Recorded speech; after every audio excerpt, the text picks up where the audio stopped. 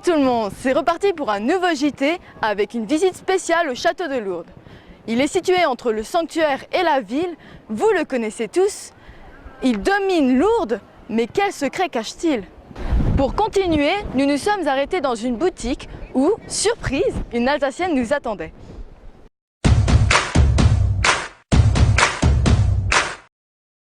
Donc, en quelques mots, est-ce que vous pourriez nous raconter l'histoire de ce château?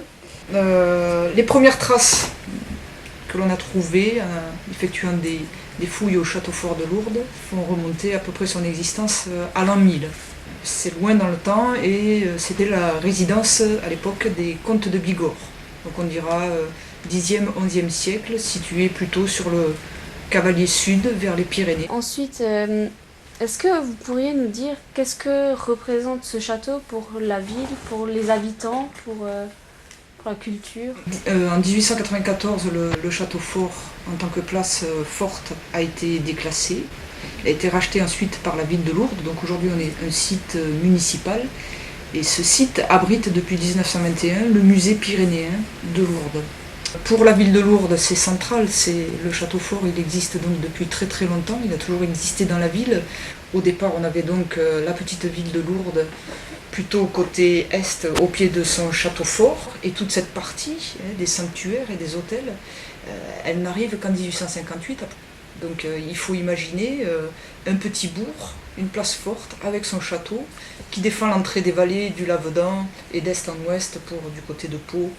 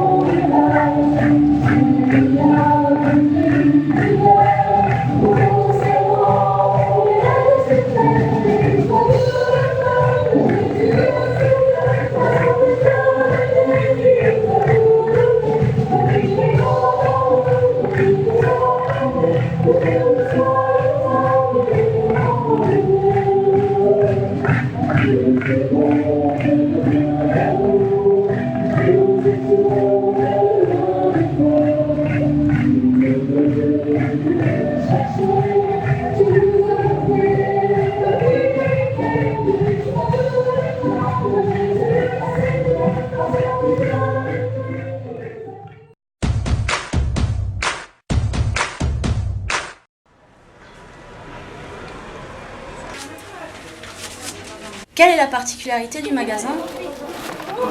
Eh bien, on vend de tout, déjà. On essaye de servir au mieux les malades, d'être agréable. Que vendez-vous le plus?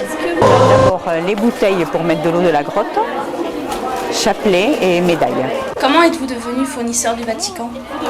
Alors, dans les temps anciens, la direction a vendu au Vatican des articles religieux. Ils ont été honorés du titre fournisseur du Vatican. Qu'est-ce qu'on ne trouve que chez vous? Ben, déjà, on trouve de la verrerie. Et après, tout le monde a à peu près après la même chose. Hein.